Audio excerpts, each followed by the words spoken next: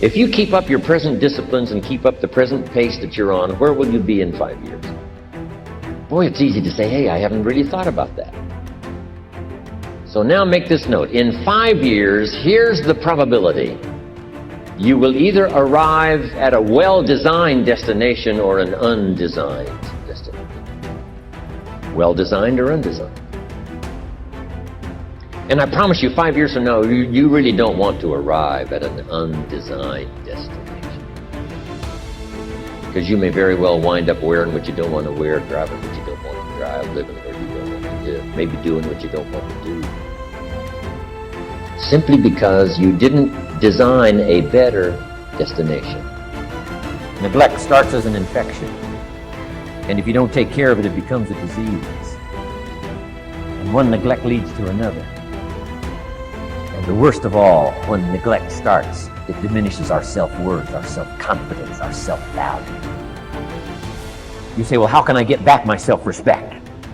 I'm telling you, you don't have to go to 29 classes. All you have to do is start the smallest discipline that now corresponds to your own philosophy, like I should, and I could, and I will.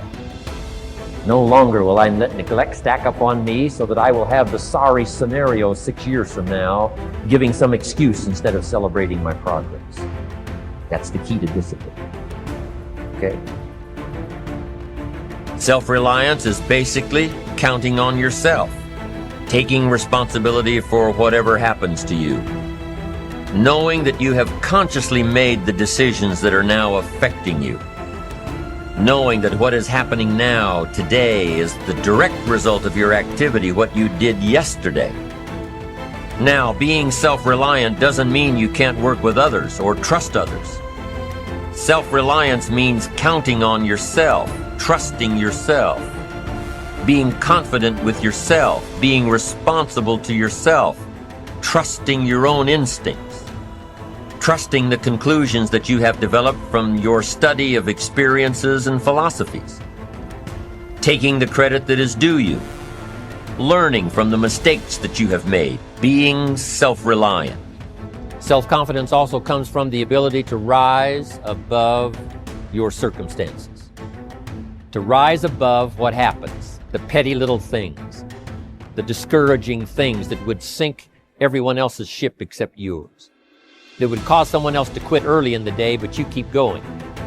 That kind of willingness to overcome all circumstances, whether it's the little challenges or the big challenges. If you're willing to do that, I promise you, this kind of power will work for you, and in you, the variable, it'll make a difference.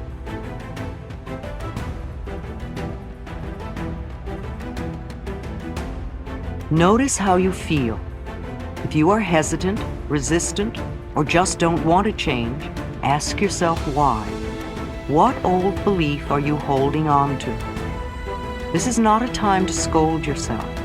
Just notice what is going on and what belief rises to the surface. That is the one that has been causing you a lot of trouble. Can you recognize where it came from?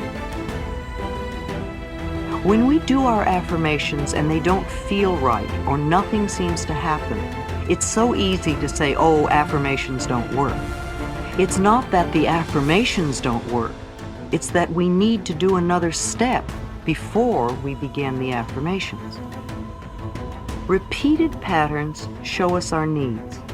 For every habit we have, for every experience we go through over and over, for every pattern we repeat, there is a need within us for it. The need corresponds to some belief we have. If there were not a need, then we wouldn't have it, do it, or be it. There is something within us that needs the fat, the poor relationships, the failures, the cigarettes, the anger, the poverty, or abuse, or whatever it is that's a problem for us. How many times have we said, I won't ever do that again? And then before the day is up, we have the piece of cake, smoke the cigarette, say the hateful things to the ones we love, etc. Then we compound the whole problem by angrily saying to ourselves, oh, you have no willpower, no discipline, you're just weak. This only adds to the load of guilt we already carry. It has nothing to do with willpower or discipline. Whatever we are trying to release in our lives is just a symptom, an outer effect. Trying to eliminate the symptom without working on dissolving the cause is useless. The moment we release our willpower or discipline, the symptom crops up again. I say to clients, there must be a need in you for this condition or you wouldn't have it. Let's go back a step and work on the willingness to release the need. When the need is gone, you will have no desire for the cigarette or the overeating or the negative pattern. One of the first affirmations to use is, I am willing to release the need for the resistance, or the headache, or the constipation, or the excess weight, or the lack of money, or whatever.